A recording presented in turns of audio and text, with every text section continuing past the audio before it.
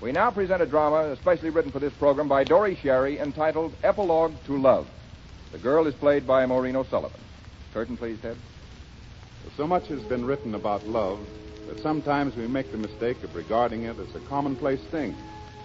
Yet every day, love still inspires men and women to do noble and ignoble things, and they are reborn or destroyed. Now, Epilogue to Love. The scene is a hallway leading to a large room. Two men are walking to the room. When we get to a room, I'll leave you alone. It'll be easier for you to talk. All right, John. I don't know what to say to her. Oh, you'll find the words. You see, Jim, she's so terribly depressed that I've taken this chance to get you here. It might save her. She has years of life ahead of her, if she wants it. Is she badly hurt? She's blind, Jim. Blind? Yes. That's why she doesn't want to live. But you can help her. You loved each other once. After you left, I think she married me on the rebound. Never has really loved me like I love her. If you can bring her back, I'll do the rest. I'll try, John. I know you will. Here we are. Mary. Yes, John? You have a visit? It's Jim Thomas. Jim. Hello, Mary. I'll wait outside, Jim. All right, fine. Jim. Say that again. Say, hello, Mary. Hello, Mary. Jim, darling. You're as lovely as ever. Your hair is golden. Jim, what awful thing took us apart? Mary, let's talk of other things. Yes. Other things, brighter things, perhaps, like... Oh, Jim, I can't see you. Do you know that I can't see you? Let's not talk of that either. When did you get back? About 2 weeks ago. I heard about you having been in that mine explosion. I was so frightened for you. It was just a big scare. 2 scratches and a lost hat. I was such a fool, Jim. I should have gone with you anywhere you said. Well, the part of the world I've been in is a man's world. Your life is here. Life with no eyes. Oh, Jim, you don't know how terrible it is to be blind. To miss all the things that you take for granted. The early sun. The gray dust. The light and shadows on a wall of books. The glistening of a window pane after a morning rain. The blue... Here, you mustn't. You need every bit of courage, every bit of sanity. But you don't know. There you are, darling, looking at me. Seeing the colors in the room. Perhaps the sun is streaming in. I can't see you or the sun. Nothing. It's a world of black. Mary, dear, listen. You'll find compensation. I believe that people do. All the nastiness, all the ugliness in life is away from you. You'll discover a part of your mind and soul that you never knew. You still can read, hear, smell, feel all the beauty in the world. You say that, Jim, because you don't know. What beauty can there be with no light, no color?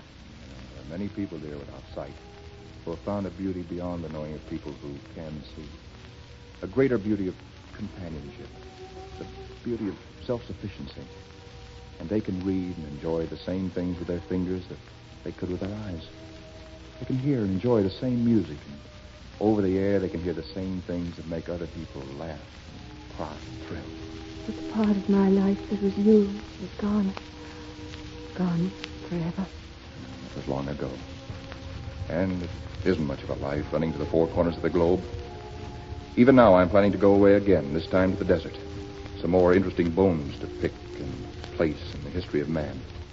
What's going to become of John and me? He knows how I feel about you. Our love is a ghost that comes back to haunt him. He adores you, Mary. He'll give you everything he can. You've got to live for him. And for your son. Oh, did you see my boy?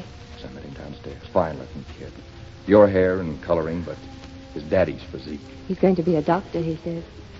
This morning he told me he's going to study hard. And someday he's going to fix his mommy's eyes. You'll get a lot from him, Mary. That's a love most people would envy. Strange to think that someone could envy a blind person anything. I'm sure they do. I knew a man once who saw his son fall off a cliff to a crushing, horrible kind of death. He wanted to tear his eyes out. He'd have done anything to wipe that vision from his mind. You always were a practical soul, Jim. You could convince me of anything. Even now, for the first time in months, I'm beginning to feel alive again. I even smell the flowers in the room. What kind are they? Ugly-looking blossoms. You see, you're getting a beauty I can't enjoy. I can't enjoy the scent nearly as much as you do because I see what they really are. Oh, they're probably gorgeous red roses. They are not. Oh, Jim. Mary, I'll have to be getting along now. I'll come back soon. But promise me, no more nonsense about yourself. You're going to get on, get well.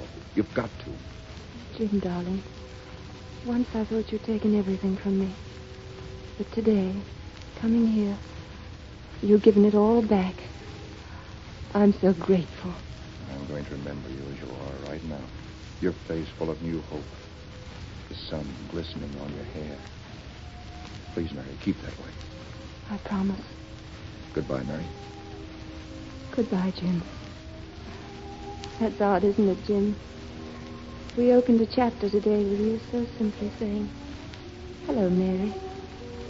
And now it's closed with a simple, "Goodbye, Mary." I hope it's a new chapter for you. Goodbye, Mary.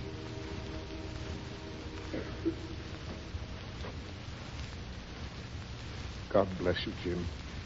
You've done it.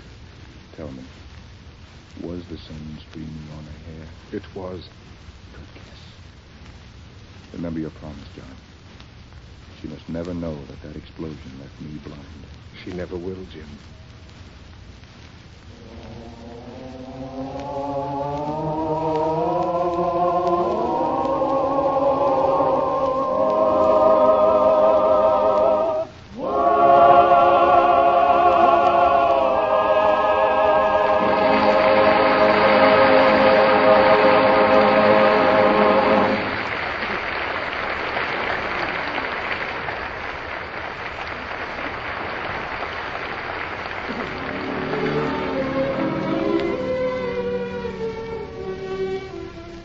I've a very strange feeling I've never felt before.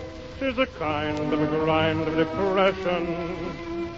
My heart's acting strangely, it feels rather sore. At least it gives me that impression. My pulse has beaten madly without any cause. Believe me, I'm telling you truly. I'm gay without cause and sad without cause. My spirits are truly unruly.